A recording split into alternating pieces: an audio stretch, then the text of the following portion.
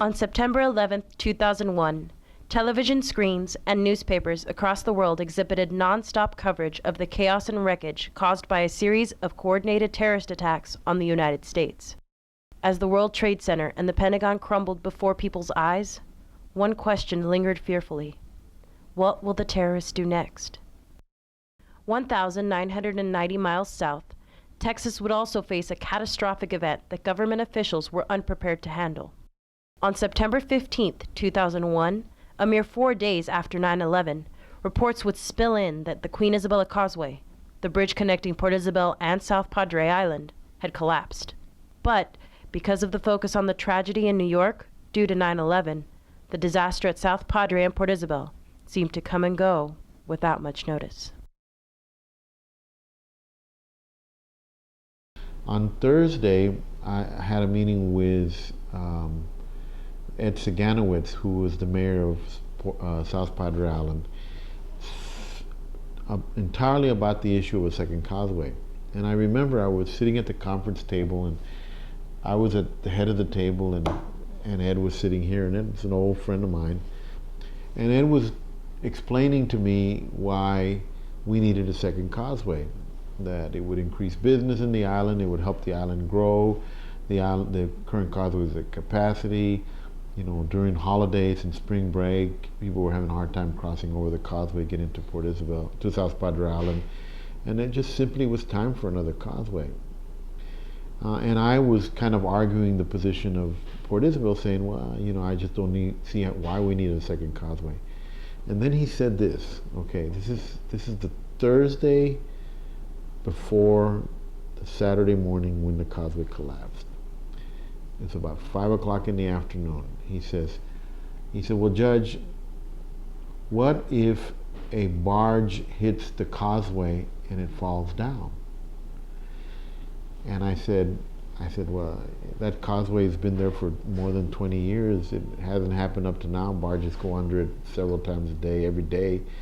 And if it hasn't fallen, it's not going to fall. He said, but what if it did? And I said, well, I just don't think that's going to happen, Ed. You know, and he said, well, if it did, you know, the people in South Padre Island would be stranded. There would be no way to get them any supplies. It would be catastrophic for the island. And I said, it's just not going to happen, Ed. We were in the middle of a lot of discussion about a second bridge and a second link to the island. It's one of the very few resorts in the whole country that only have one way on and off, and even just the simple things like 4th of July and busy weekends, you know, there's hours and hours of traffic. And ironically enough, I mean, I still get chills when I think about that, saying that to him, but it was only a matter of weeks later when we had the tragedy at the island with the collapse of the Queen Isabella Causeway.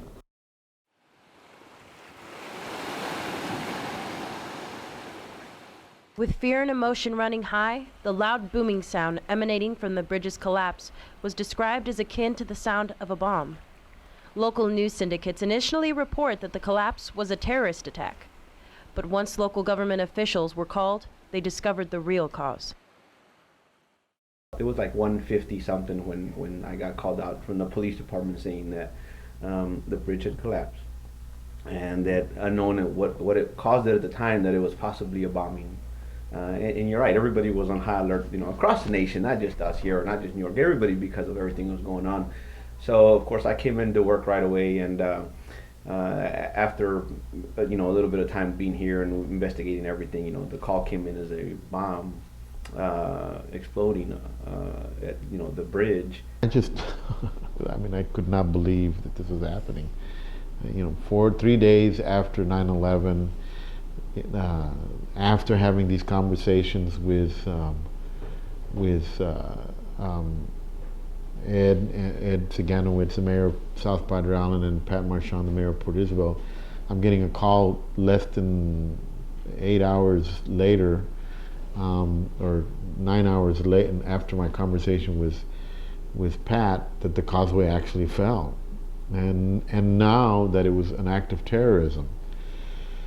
So I get up and, you know, I start getting ready. I said, well, I'm on my way, and I called Pete Benavides, who was the county commissioner of precinct 1, and then I told him about the causeway, and he said, pick me up. So I sped over to his house. He lives kind of on the way up to the island, picked him up, and we drove to Port Isabel. And when we got to Port Isabel, I remember getting to the place where, at the foot of the causeway, on the Port Isabel side of the causeway, there was a boat coming in, and the little boat that was coming in was taking somebody out in a stretcher. So I get on the boat. I said, I'm the county judge. I need to go out there. And so both Pete and I drove up to the site of where the causeway had collapsed and saw the devastation. And there was boats there. There was divers jumping into the water. We were out there for quite some time trying to figure out what was going on. And by that time, DPS had showed up. I got a call but I think it was 1 or 2 o'clock in the morning from our maintenance supervisor, and there, what's his name in a minute? I'll remember in a minute. Faustino Ramirez. And, he said that the Queen Isabella Causeway had been hit and part of the bridge had fallen down. So, we mobilized. His group was already mobilized. We had closed the bridge because, he couldn't get across anymore. And of course, DPS was already working there by the time I got there early in the morning. And we started looking at, what was the issues. We called in our dive team from Austin so that we could do the underwater inspections to determine how much additional damage was. Because when the bridge fell, we didn't know how it had fallen into the water and what impact it might have had to the adjacent foundations that were there. And we determined that there was more damage. When the sun shone that Saturday morning, the barge that hit the causeway floated next to the collapsed bridge, while Cameron County called local and state agencies to help with rescue and recovery. As we're about to get on the boat, we hear a huge boom.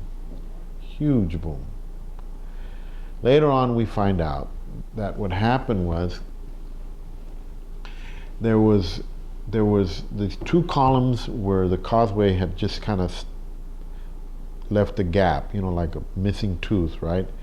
And these 2 columns held up that portion of the causeway. They went to each side, and in the middle area, right around that area, and under the column, which was on the south side, on the Port Isabel side of where the causeway had fallen, there was divers in there, because there was a feeling that what had happened was that the cars that were coming from the island had overshot the area and had not fallen directly into the water right where the gap was, but had gone under the other portion of the causeway, and that there was probably people down there, and so they had sent the divers under the causeway that was still standing up.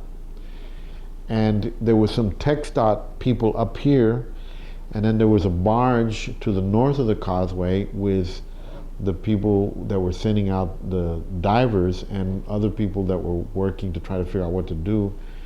And the people that were here in the barge noticed that the column was moving, and so they yelled at the guys that were standing on the edge to get out of there. And then they radioed the divers to get out of there. The divers got out of the water in less than 5 minutes after they got out. The causeway fell right where they were at again, okay? And the guys that were on the top ran. You've seen those Indiana Jones movies where things are falling and the people, they ran as the causeway was falling down, and they didn't get hurt. But what happened, though, as a result of that, is that everybody's idea of what had happened was correct. The cars had gone into that area, and so when the causeway fell down, you had huge, hundreds of thousands of pounds of concrete fell on top of the cars with the people that were in them on them. I remember a really sad situation with a father coming to the island saying, my son is missing. This was probably the next morning, and we weren't really sure of who was in the water and who wasn't.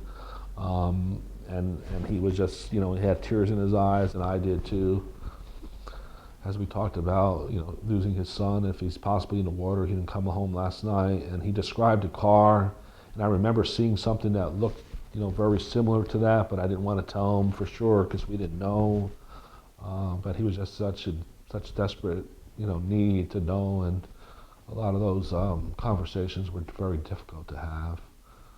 It was just incredibly sad, and I might get choked up now when I think about it. But I also got great pleasure and satisfaction in knowing how we all came together. I always say that it made our community a lot stronger and a lot closer. People picking up other people that were walking, just let me give you a ride to the ferry and things like that. It was really a special feeling to see everyone come together like that.